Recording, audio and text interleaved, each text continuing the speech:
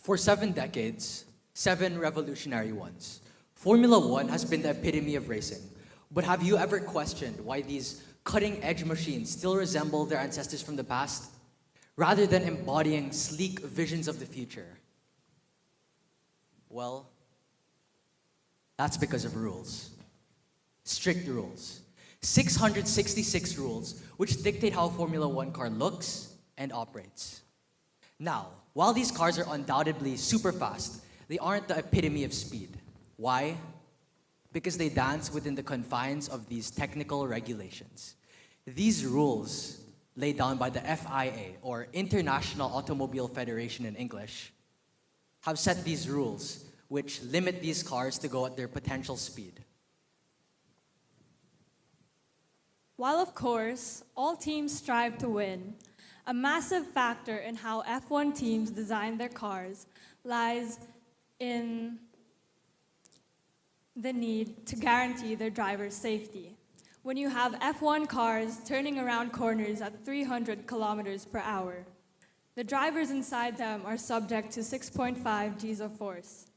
With G forces like these, F1 drivers can only really relate to fighter jet pilots. Isn't that crazy? But back to the point. If in a controlled state, F1 drivers have to sustain G forces 6.5 times their weight, imagine the force they'd have to endure if they were to suddenly crash, up to 30 Gs. The need to survive impacts of this magnitude is a moral limitation that F1 teams place upon themselves. So, being faced with these large impact forces, what can F1 teams possibly do to at least reduce the severity of this crash? What can they innovate in response to these limitations? Here's your answer: the halo. Ever since the halo was introduced as a mandatory component of all Formula One cars in 2018, no driver fatality has ever been recorded since. Yes, there have been many crashes since then, including the one last week between Daniel Ricciardo and Alex Albon. But the most important fact of them all is that everyone survived. When it first came out, there were many concerns over how the halo obscured drivers' vision and how it negatively impacted the aerodynamics of the car. But over time, it would prove itself to become a necessity for driver safety. Even 7-time world champion Lewis Hamilton went from saying please no to the halo in 2015 to admitting that it saved his life in 2021. So, in summary, Formula One teams have innovated the halo in order to overcome the challenge of protecting their drivers. Our team Aguilas, on the other hand, faces another set of limitations and challenges. This right here is an example of what an F1 in schools car can look like. Though its size is small compared to the real F1 cars, its speed is nothing to scoff at. These cars are raced on 20-meter-long straight racetracks. A CO2 canister is placed on this hole right here, and upon a reaction test, it's triggered to open. From there, the cars are blasted to the other side of the racetrack.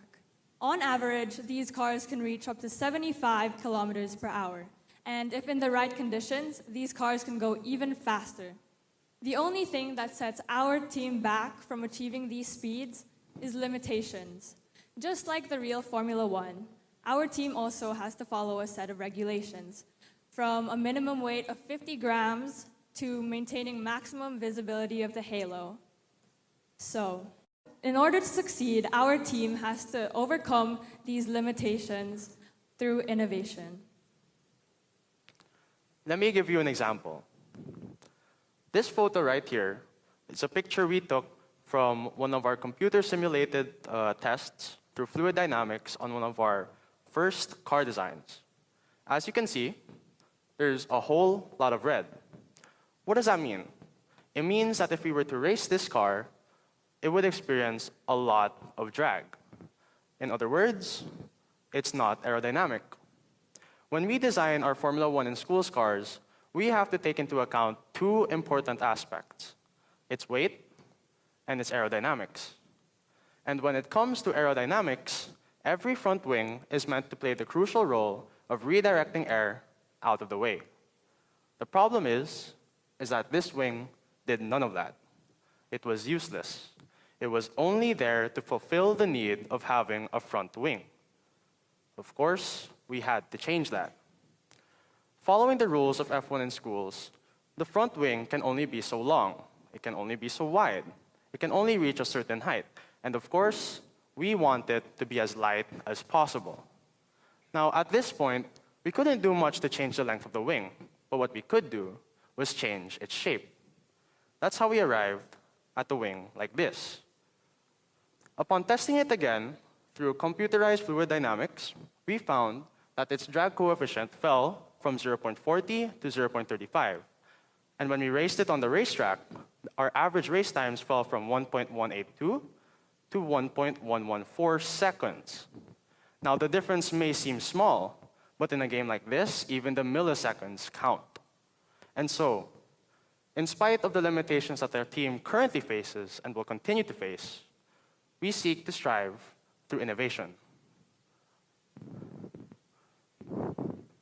Just like Formula One teams, we too experience limitations as students, as parents, as workers, or as people in general.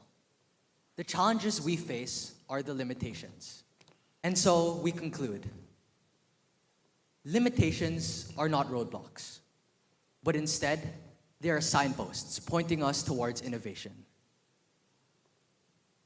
So, if you had to take one thing away from this talk, just remember, constraints spark creativity. With this, I want each and every one of you to make me a promise that once we leave these doors and you encounter a limitation yourself, you face it. Don't run, you face it. You face the challenge and embrace it. Thank you, everyone.